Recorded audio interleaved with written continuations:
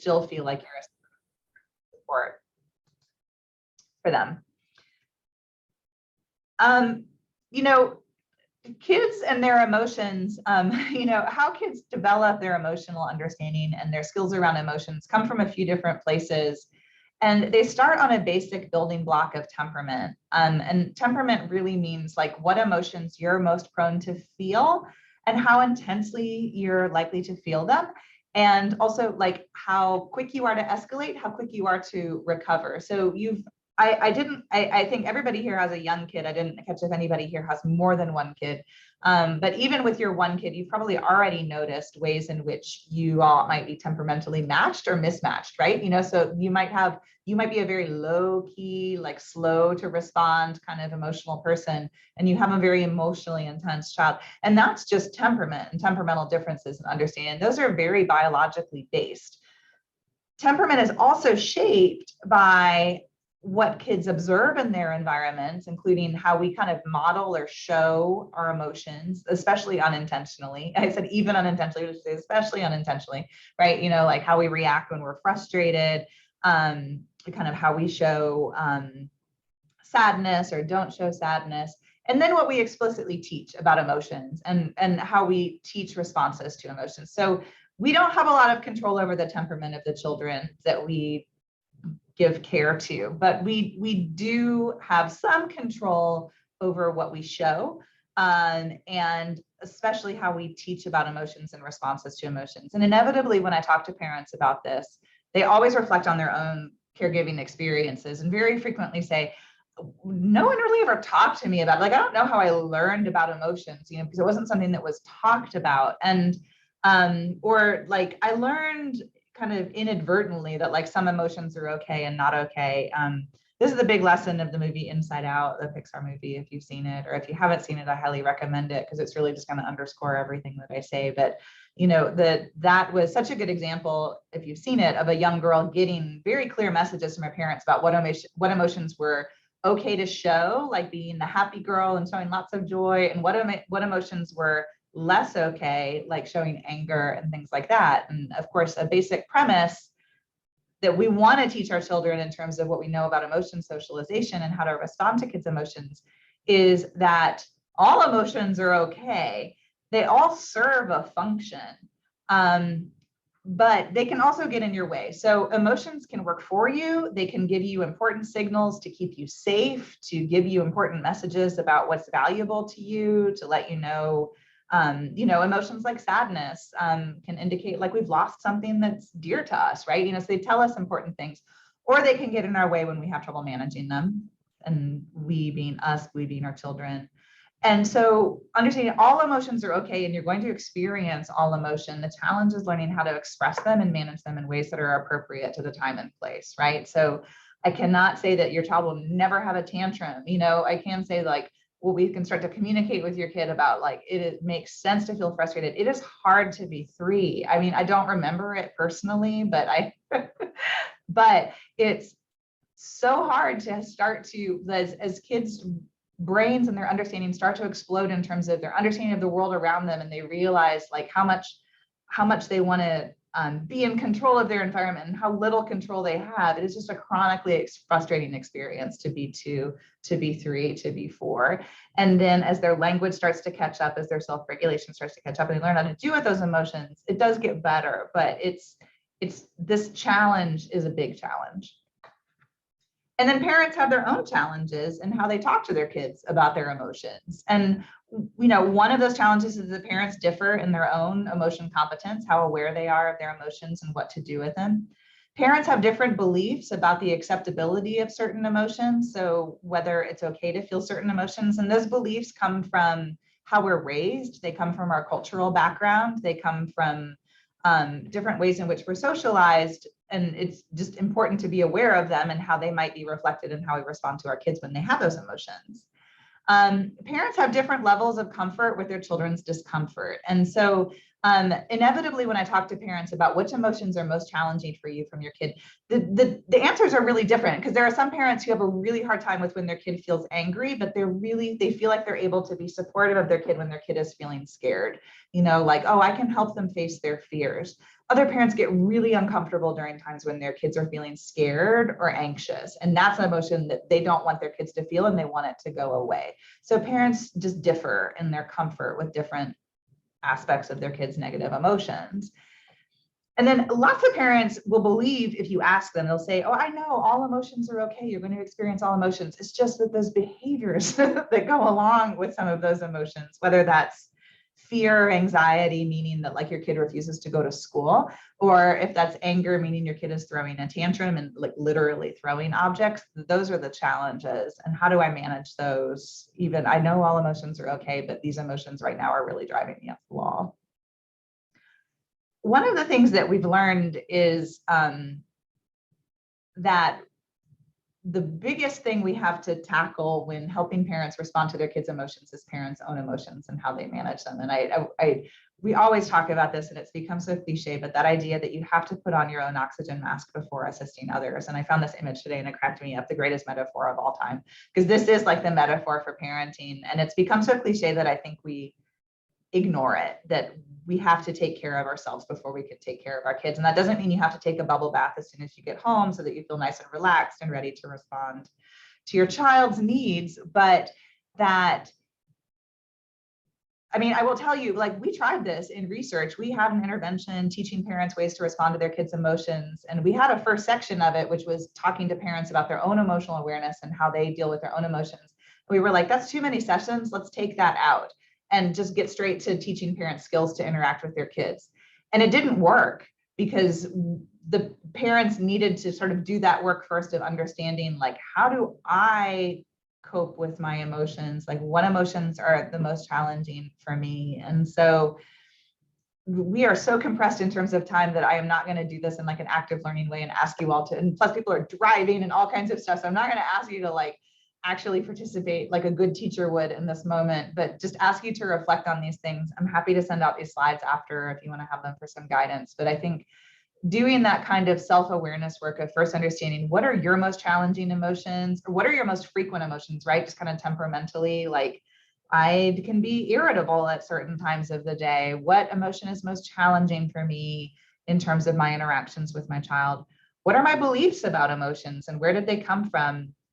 And then do I have ways of coping with these intense emotions? And a lot of times we ask parents to be really explicit about when they're coping, and because that's a way of modeling to their kids, like, I'm feeling frustrated, so I'm going to go take a walk, or, I mean, if you can leave your kid, or I'm going to go sit in my room for a little bit, I'm going to take a break, and really modeling that's what they're doing to cope with their emotions and let a kid know that they feel a certain way. I mean, because kids know anyway. Simon told me recently, he said, I have trouble telling the difference between your mad face and your thinking face. And I was like, okay. He's like, but I mean, kids are so sensitive. Like I didn't really think about the fact that like my thinking face looks unpleasant, but kids are so sensitive to knowing how we're feeling, and especially when those emotions seem negative. And so having that awareness of like, oh, okay, that's how I'm coming across, and then I can talk about how I'm feeling, and he can understand that. So I'll pause there just to see any questions or comments so far, and then talk a little bit about some of the skills that we recommend. Okay. So these three kind of groups of skills are what we teach in the interventions that I promote, and they are connection skills, which are sort of active listening skills, like how do you actually tune into your child to notice what they're feeling, to appreciate. Sometimes it's hard to appreciate what they're feeling, but to appreciate is in the sense of like you see what's going on with them. And use these skills to understand more about what's going on with them. And then emotion support skills, sometimes called validation, right? So how you express that you understand what your kid is feeling, that it makes sense that your kid is feeling that way, even if you don't agree with how they're acting, that you understand what emotion is behind it. And then emotion coaching, which is the teaching that we do about emotions. So helping them understand what emotion they're feeling, why they're feeling that way, what they can do about it. It seems like everybody here has young kids, and I will say this is, and then Sarah also mentioned studying, working in gerontology, and like these skills really are age independent. There are some ways in which you tailor them to the age of the person you're interacting with, but I will say these skills are helpful for me with communication with anyone, with my spouse, with my boss, etc. So a thing to think about, because I'm going to be sort of walking through these skills and what they are and kind of what to avoid, is the biggest challenge, and more than we can accomplish in an hour, but is figuring out how this sounds in your voice and in a way that's kind of consistent with and authentic to you. You don't want to sound like a therapist talking to your kid, unless you're a therapist. I'm a therapist, I can't help it. But just thinking about how to make these skills sound like something that you would say. Now, y'all are lucky because you have young kids, and so it's not as weird to them if you suddenly start asking them the types of questions you never asked them before. Sometimes when I do this work with parents of teenagers, and the teens are like, why are you talking so weird? Like, you've never asked me about this before. Why are you asking about this now? So my message to you is to get in on the ground floor with this kind of communication with your child. The first one is active listening skills. And these are skills to just build connections. And again, when we teach these skills, we usually ask parents first, how do you know when you're being listened to? Or more to the point, how do you know when you're not being listened to? I don't know if anyone has any examples of, like, especially the second question is always the easiest one to answer, but how do you know when someone's not really listening to you?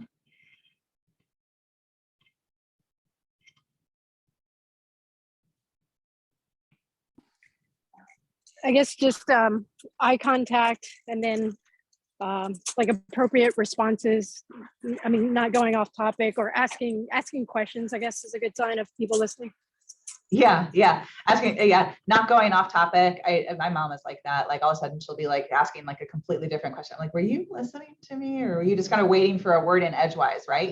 So that you could ask about your stuff. So eye contact is a huge one. Although, I mean, eye contact really varies. Some people are more comfortable with it than others, but sometimes it might mean turning your body towards the person, looking at them. Those are all great ones. And asking questions for sure is a helpful way to know. Not being distracted with your body language, not looking at your phone. I mean, that's a sensitive one, right? Like, we all know what that feels like when someone's like scrolling when you're trying to talk to them, but we've probably all been in the position, maybe you haven't.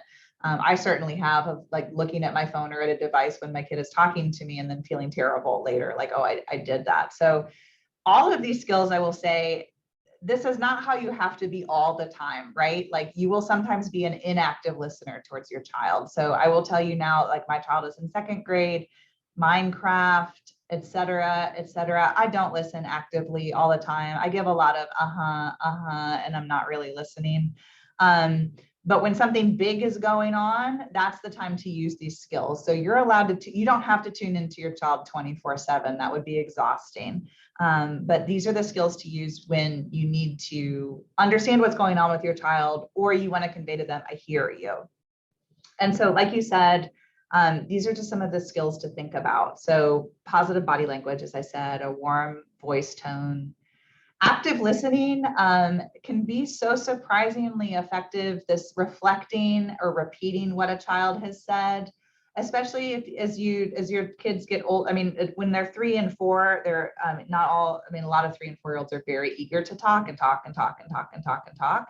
As they get older and they get more reluctant to talk, just reflecting what they just said can be such a helpful way to keep it going, so if they're, and so I don't know, I'm trying to think of a Minecraft example of, like, then I use the redstone to build an elevator, and so I'll be like, oh, you built an elevator, yeah, and now I'm going to use the elevator to build a second, and so just kind of keeping it going without having to ask a ton of questions or even have a ton of knowledge about what the heck he's talking about, because I honestly don't know what Minecraft is. And then asking helpful questions. So like you said, asking questions. And I would say, when you're really trying to tune into what's going on with your child, asking helpful questions.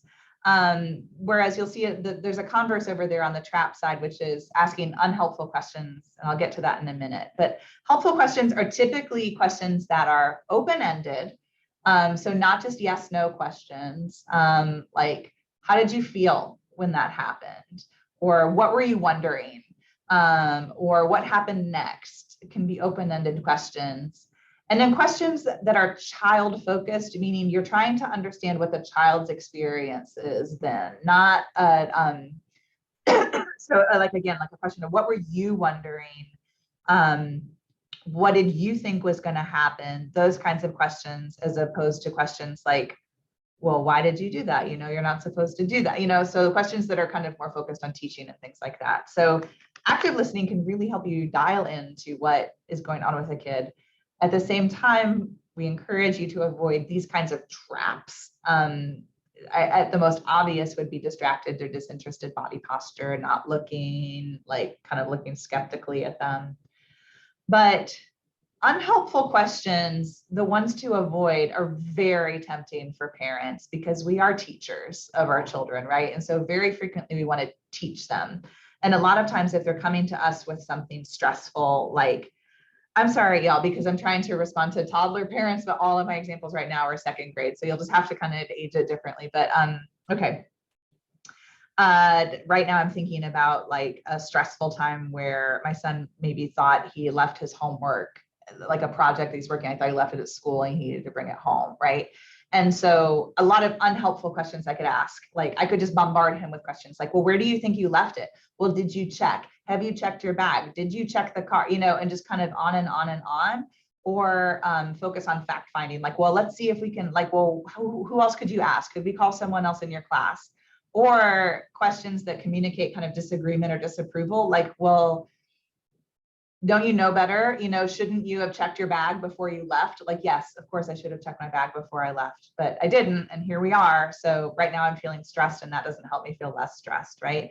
Or questions that are commands in disguise. So all of those questions, all of those tendencies are things that we want to ask because as parents, we want to prevent negative things from happening. We want to teach our kid the right way to do things.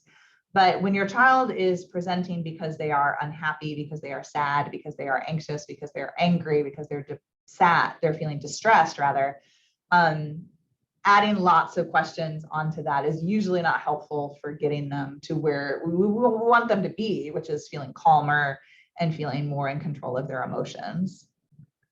So also, focusing on their behavior rather than their emotions in the moment can be a way to communicate that you're not really tuning into how they're feeling.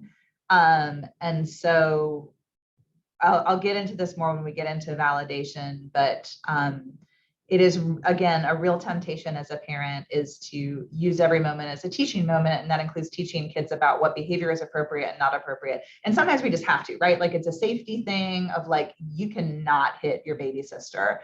It is a comportment sort of thing of like, you cannot throw food in a restaurant, you know, or you cannot get up and leave your table in a restaurant or something like that, where you have to focus on the behavior and reinforce the behavior. But other times it's like, well, I can overlook the fact that your behavior is not something that I want to see a lot. Like you're throwing yourself on the floor, you're upset, you know, you're flinging things everywhere, because I want to understand what got you to this point emotionally. And then we can talk about the fact that like there are more constructive ways to cope with that emotion. Questions, things making sense so far? I guess first of all, I can see myself having difficulty with the unhelpful questions, you know, like fact finding, but I'm just wondering, just going back to that example, you know, I'm sure he's feeling stressed. He's left his, you know, project at school. What could you just give some example of helpful questions during that? Is it just focusing on how he feels about the situation? Yeah, well, I think like, I mean, a goal in that situation is, I'm thinking like he's come to me with this information. and because he's upset. And so he probably needs some help with his upset feeling of like, I just realized I left my homework at school, right? So let me show him first that I am kind of here for like that upset feeling, and like that it's, I can hear about this and we can kind of get calm, and then we can get to problem solving, right? But it's kind of like, I'm feeling upset, and if I come at him with a lot of unhelpful questions, that's going to feel like a lot of fact-finding questions or a lot of stuff. It's probably going to just reinforce the fact that he made a mistake, did something wrong, and that this is a problem. Like, it's just sort of reinforcing this is a problem without giving him some kind of way of saying how you're feeling makes sense, and like, here's some ways to feel calm, and then we can kind of move on to problem solving, right? But when you're feeling frantic like that, you know, and it might be frantic because you've lost like a lovey, you know, like a stuffed animal or something like that, like kind of tune into the emotion first, and then we can go into problem solving mode around it, you know, when you have the time. But what I'm thinking in this case is, okay, he's coming to me because he's feeling frantic. Let me help him with the frantic emotions first, and then we can see if we can call another parent and find the homework or whatever. Does that make sense? That makes sense. Yeah, Okay. absolutely. Yeah, diffuse the emotions and then deal with the problem later. Yeah, that makes sense. Yeah. It's hard. It's so hard, you know, because we're all problem solvers, and so we want to just like get to the problem. But it's almost always time well spent in like tuning into the emotion first. Oh, can I ask a question? And you might address it later, but my son is 4, and I'm thinking about the other younger kids. They know the names for the emotions, and they know, I think, the faces, but sometimes I feel like he's not 100% in tune of what is the, you know, emotion he should call that he's feeling. Because he would say, I'm scared, frustrated, angry. You know, he would say all the negative emotions, and I feel like he doesn't know maybe what he's feeling. So how do we talk to them when they are not that articulate about what they're feeling? Yeah, definitely. We'll talk about that a little bit more when we get into kind of the labeling emotions, but it's and children will just come up with like their own words for things. I mean, right now my son uses the word jambled up. He feels all jambled up, you know, and so I have to like understand what that means to him. That's not a word. But you know, I think we are talking about emotions like angry, frustrated, that are kind of on a spectrum with each other of like, I'm furious, down to like a more minor version is like, I'm irritated. I think sometimes with young kids, we'll talk about like you're feeling angry. Is this a big feeling of angry, or is this like a little angry? And sometimes they can start to understand maybe at least 2 degrees of like larger versus smaller. And they can understand that of like, I'm feeling a little angry or I'm feeling a lot angry can kind of help with that. Getting kids to start to understand and pay attention to body cues too, like of like, do you feel really hot? You know, do you feel really like tight in your body? Can help them start to understand, like connect emotions to experiences inside. But yeah, there's kind of like rationally understanding emotions. Like I can recognize the faces when I see them on a page or on a screen or on somebody else. And then there's the experience of emotions and understanding what they feel like inside your body. And that's where, and of course, your body is not your kid's body, right? So you kind of go based on your experiences, but that's why you have to listen to them to learn what it feels like for them. And that's a challenge with young kids because they've got limited abilities to express themselves. And so it's an iterative process for sure. Yeah, that's a great question. And in fact, when we used to teach these skills, I like to tell these lessons learned, but we used to go straight from active listening to the emotion coaching skills, like the skills of like teaching how to label emotions. But what we found was that parents often want to go straight to teaching again. And so we wanted to kind of slow parents down a little bit and teach them first about emotion support skills, these skills that you use to build understanding of really, and really not your understanding, but really building your child's feeling of being understood, that like what you're feeling, like I get it, you know, I mean, kind of reflecting both for yourself and then thinking how this works for communicating with your child or with anyone else. Like, how does it feel when someone really gets you? Like they get why you're feeling that way, or would explain like, oh yeah, I feel that way too in those situations, right? That feels really validating. Like, okay, I'm not weird or strange or the first person who's ever had this kind of reaction. And then thinking how it feels when you're misunderstood, right? When someone misreads what emotions you're trying to express, or disagrees with you about whether it makes sense for you to feel that way, like that can feel really frustrating. And so we really encourage parents to dial in on this. And that again involves skills as well as traps. I should probably have animated the slides so the traps didn't show up first, but this again, like the words that you use for this will really vary depending on the age of the child. But what these skills have to do with is your ability to take your child's perspective and understand how the world looks and how it feels from their eyes and their interior. And then showing that you have empathy for your child's feelings. So like, I understand that you're feeling angry, which is often a preface of like, I understand that you're feeling angry, but you can't hit your brother, right? But I mean, like, there's still the like, I understand that you're feeling angry. I understand that you're feeling angry because I said, no, you can't have XYZ for dessert. Like, just explaining like, I understand, I see you, and I get it.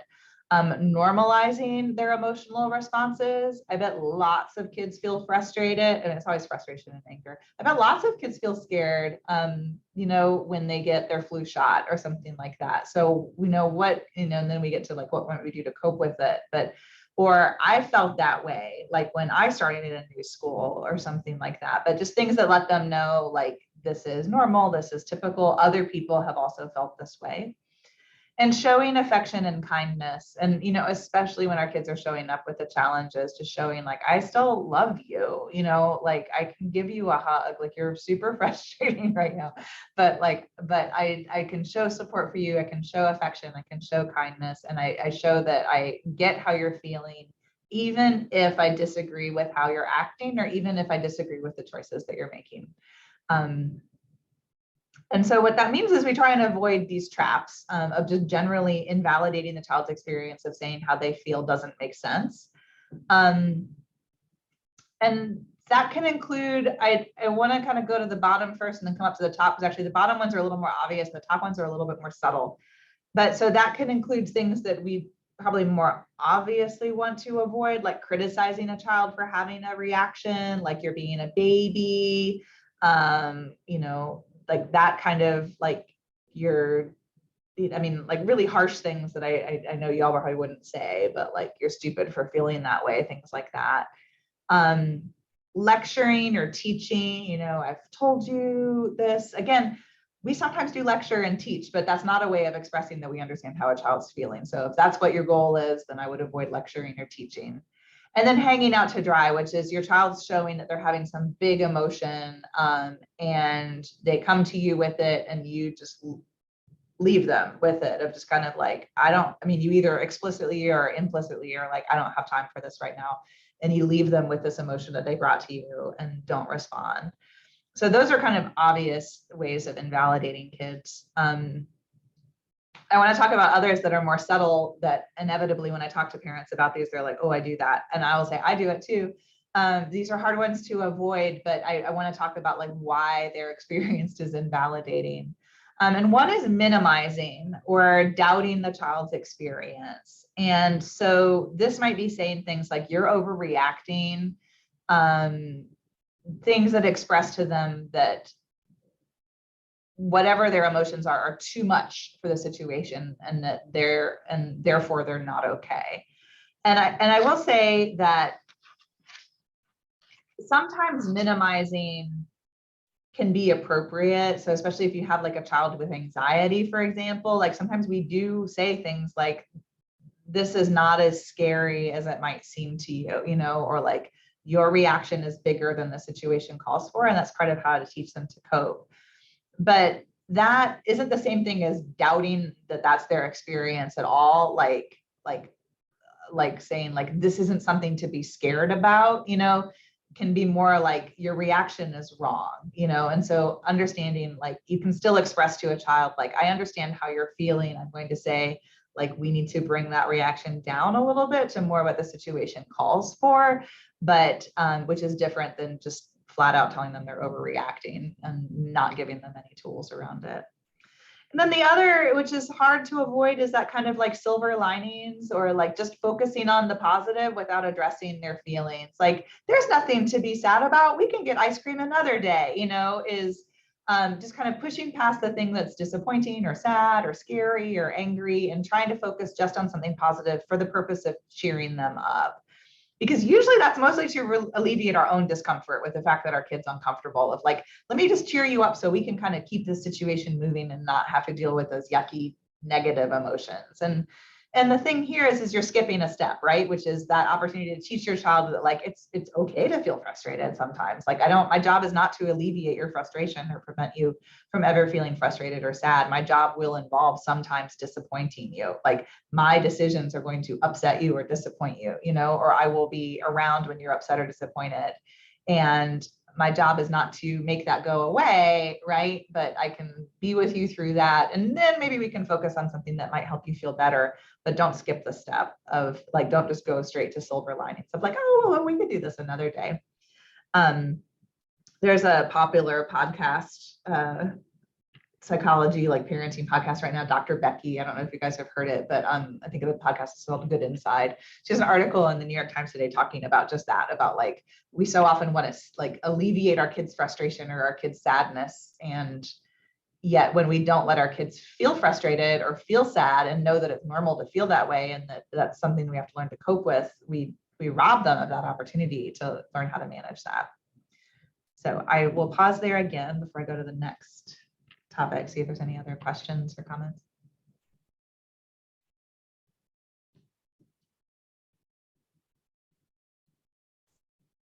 Okay. So then we get to the last kind of domain, which is emotion coaching skills. And these are the skills that we use to build our kids' coping and resilience and just emotional awareness skills. And this is addressing the skills that you need to figure out what you're feeling and figure out what to do with those feelings.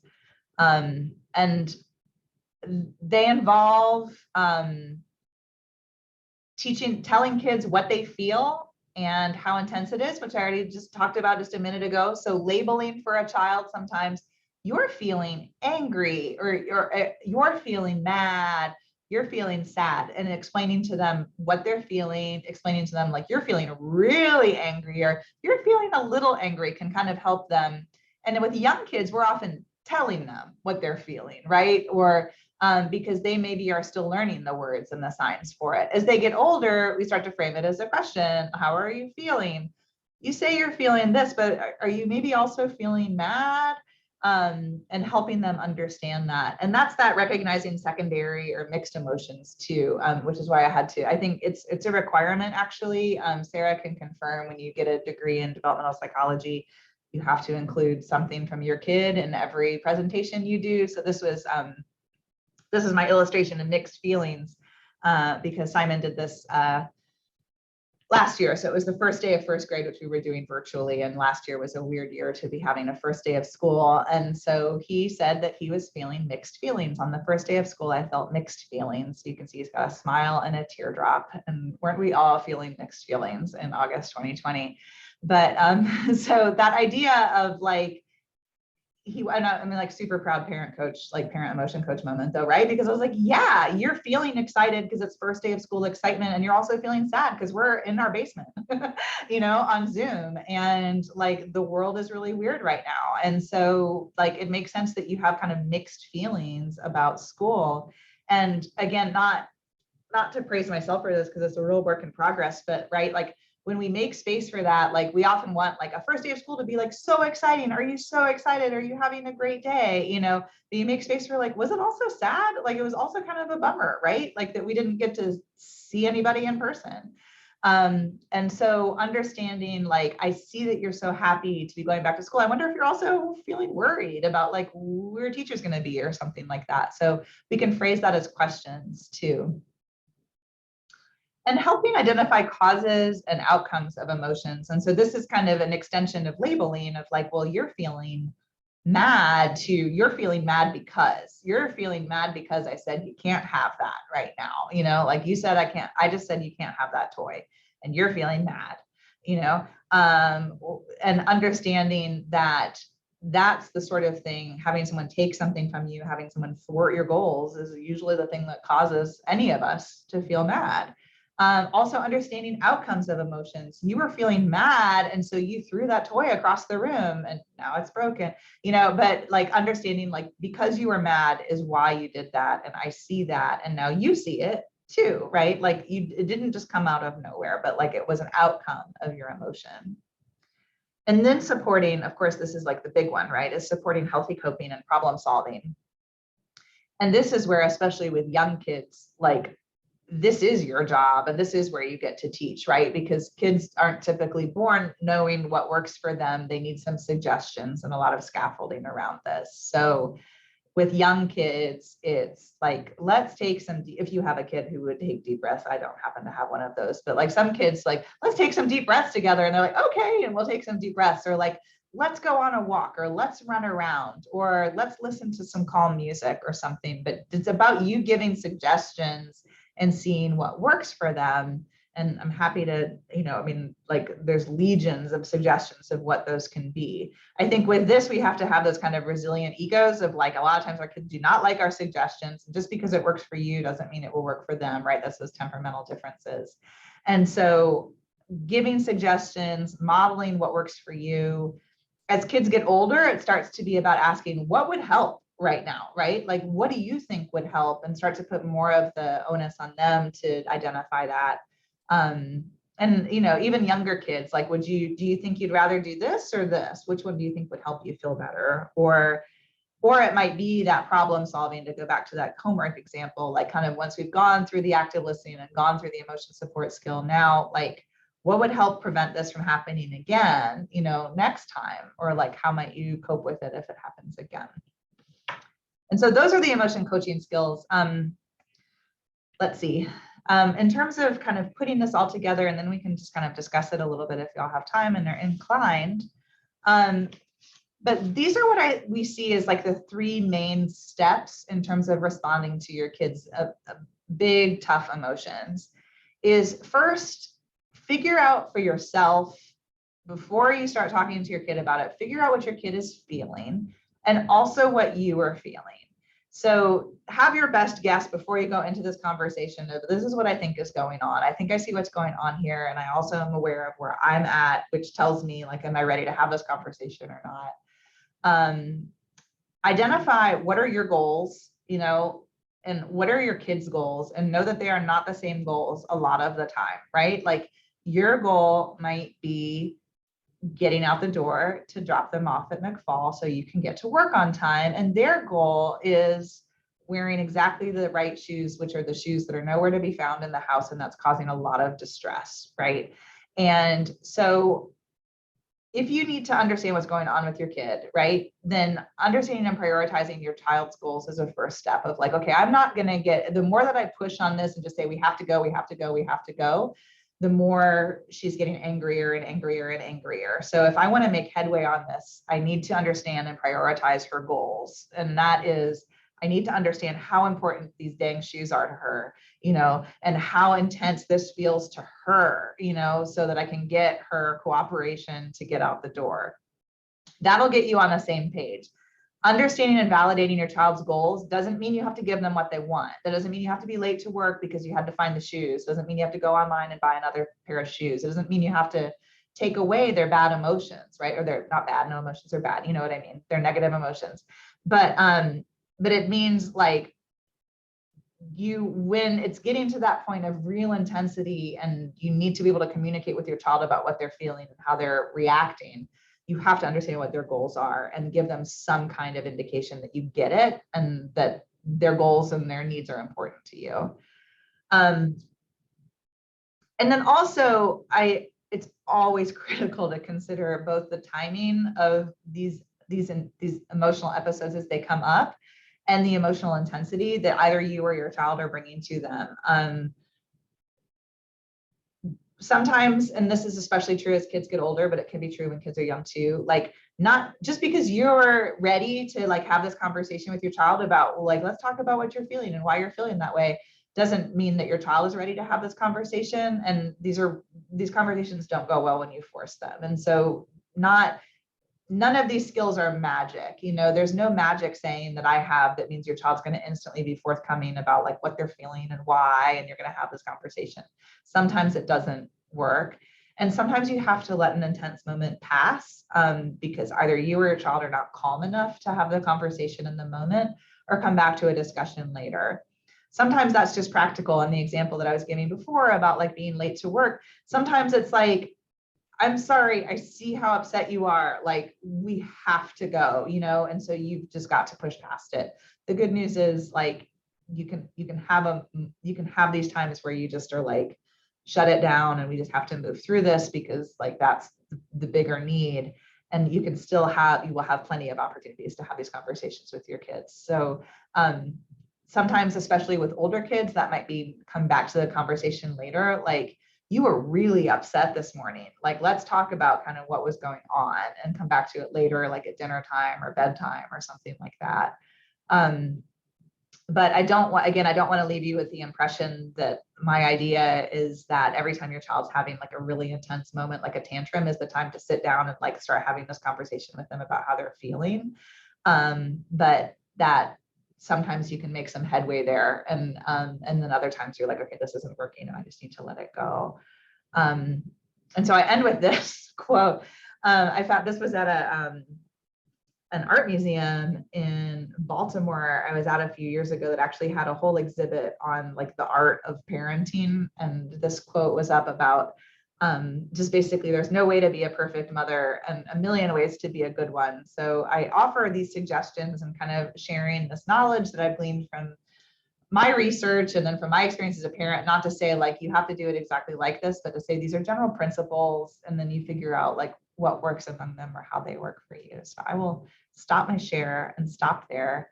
And thank you for your interest and attention. And see if you have any questions about how to actually make this work or how this might look in your family.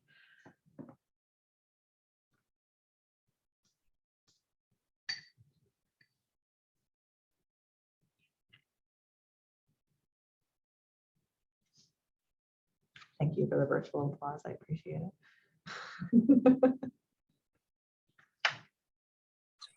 I will say there's a couple really great books. Sorry, and I'll just, but How to Talk So Kids Will Listen and Listen So Kids Will Talk is a classic for a reason. And there's a little kids version of it. There's a teens version of it, but those are books that share a lot of principles with what I've shared today. The Whole Brain Child is another one that shares a lot of these same principles. So those are both books I would recommend, but go ahead. That's actually just what I was going to ask, as additional resources. And so those are a couple of good books you mentioned. I'd love to hear others, but also you mentioned Dr. Becky. Are there additional podcasts that you're a fan of? So How to Talk So Kids Will Listen, Whole Brain Child. Yeah, I'm just putting these in the chat so you can have them. Dr. Becky's podcast, which I think is called Good Inside. I'm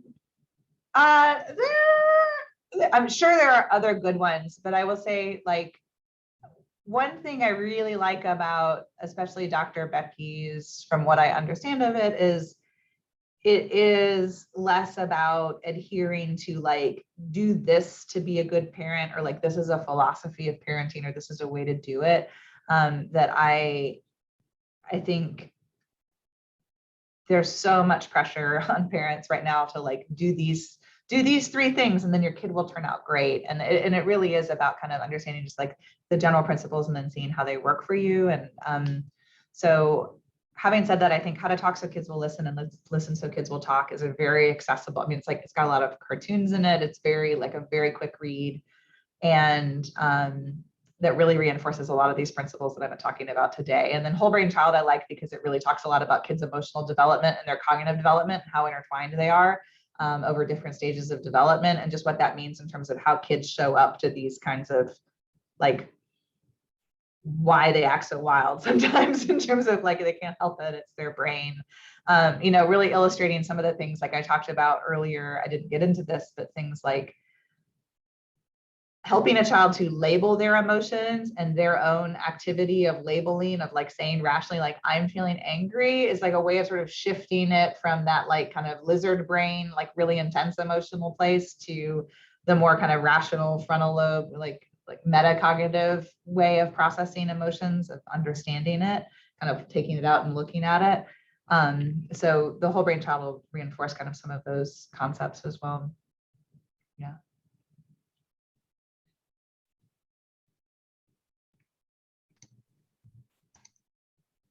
Hi, and I have a question for you. Hi, I'm sorry, I joined a little late, kind of dealing with a training session today. I have a question about tantrums. So maybe I missed this, but what are some suggestions you have? I have a 4-year-old, suggestions for kind of calming him down, when he's in the middle of a tantrum. Gosh, it's hard to give like general advice, because I mean, I think that the biggest thing I would say is observing, if you are starting to learn things about like what seem to be the triggers for those tantrums. I mean, I think the biggest things, I think, as a parent, are kind of understanding, and sometimes they truly are just I mean, nothing's out of nowhere, something's going on inside their head, but like not all of that's accessible to you. But to the extent that you can start to anticipate, like, oh, these are the things that start to trigger a tantrum, and know that, I think reassuring yourself and your child that like this won't last, you aren't going to feel like this forever, this isn't going to last forever. And I think you're kind of especially saying that to yourself, of like, this isn't going to last forever. I mean, there are like a lot of tips out there about things that can help kids feel calm. And it's really about finding the strategy that works best for you. I guess one thing I would say that's in the spirit of what I've been talking about is like, when a kid is feeling really intense, if it's anger or whatever, like the point is not to make the anger go away, but to first understand, like, I get you're angry, and like to join them first in understanding, like, you are angry and it is okay that you are angry. I have to keep you safe, right? And like, and to the extent that your kid probably wants to feel calmer, then you can kind of help them find a solution. But I've seen kids who have like kind of cozy corners that are helpful to them. Sometimes these are like in little corners of their room, or like a little nook, or even like in a little closet space. And I want to be clear, I'm not saying put your kid in the closet when they're tantruming, but like some kids really like that feeling of feeling like all enclosed, and like I'm just going to go in there and like, like kind of throw myself on some pillows or wrap myself really tight in a blanket. I think if kids have kind of high sensory needs like that, that could be helpful. Some kids really like calming things, like, I mean, there's a million things on Pinterest of making those like kind of like make your own snow globe or something that they can look at and feel calmer, or music. So especially as kids get older, you can start to have like a box or like a series of like tangible things that they go do when they're feeling a tantrum. I think, I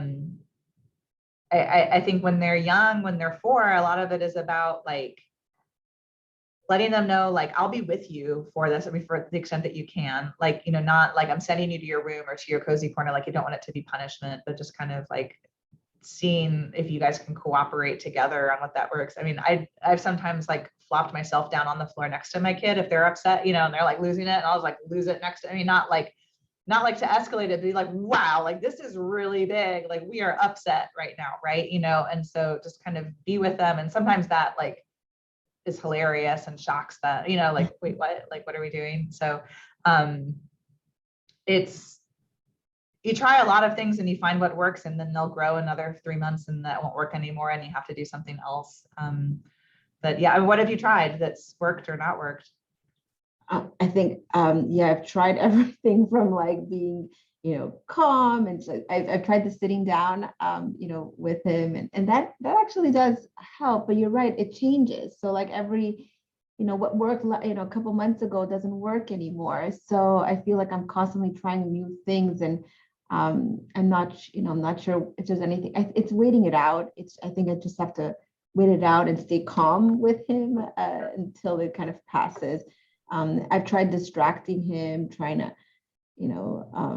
change the subject, do something else. I mean, those things, but there's nothing really that truly effective. Yeah, I mean, that's I mean, kids change so much so fast. And so it's really hard if you're trying to develop like a strategy and say like, this is my foolproof strategy that always works, because it won't, they'll change it again on you. So I think having like a few different ideas, but also, yeah, just mostly knowing that it's normal, that things that used to work don't work anymore, and that it will end, you know, eventually, and just trying to understand, like seeing if it helps them to like say, I get it, you're angry. Yeah.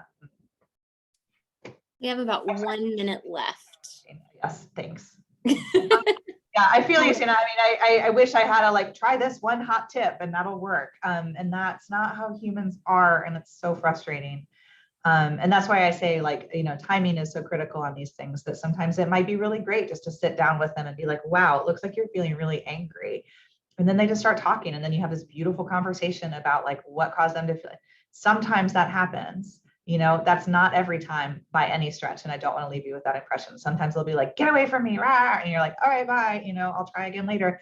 Good thing we have our whole life together to figure this out. So, so I feel for you, and I can say with some certainty there won't be 100% solution, but, and just know that it'll change and probably cycle back to things eventually. But, all right. Is there time for one more question? Oh, yeah. Yeah, go ahead. One more question, and then I actually have to go to an after school event. So. Oh, sorry. Yeah, I'm driving to pick up from daycare. I just wanted to ask, because it's about parents' emotions, or parents' reaction. What when you have no empathy for their emotions? For example, they watched like an hour of TV and they agreed in the beginning that's going to be 1 hour, and then there's like a whole meltdown because they can't watch more TV. And you're like, when I was a kid, I didn't get to watch any TV, so you should be grateful. And I just like don't have time for your emotion because I'm so annoyed with your spoiled behavior. So I just like, if you have strategies about how to deal with our own emotions where we don't have empathy. Oh yeah, I was kind of like I was saying to Sina, it's like just know your triggers, right? Like if that's a trigger for you, like the times where your kids don't like seem like, I mean, they're just being kids, right? Which is like, I mean, we're always going to ask for more than what we've got. Like, I don't want to stop. Why would they want to stop watching TV? Like, of course they're gonna, you know, and yet to us it's like, oh my gosh, like this is evidence that I've spoiled my kids, like I, you know, like this. So I think just knowing like this is a trigger for me. I think just kind of remembering to keep things in perspective, in the sense that like just because they're acting like this doesn't mean like the game is over, right? I mean, like you've got lots of opportunities to teach your kids limit setting and things like that.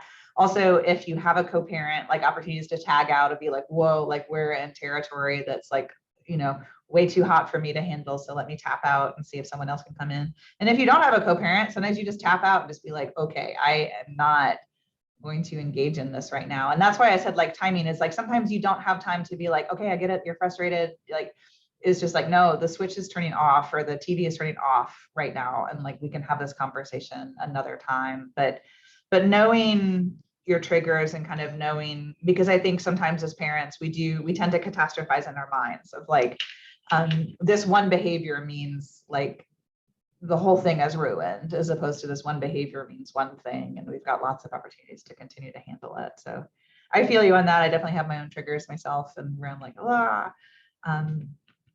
So yeah, just understanding that they are kids and they have kid perspective on things is the challenge. That was a super helpful answer. Thank you.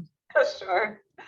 All right, well, I am going to log off, Siobhan, so I can head out the door. Thank you all so much. It was a real pleasure to get to hear and see you all.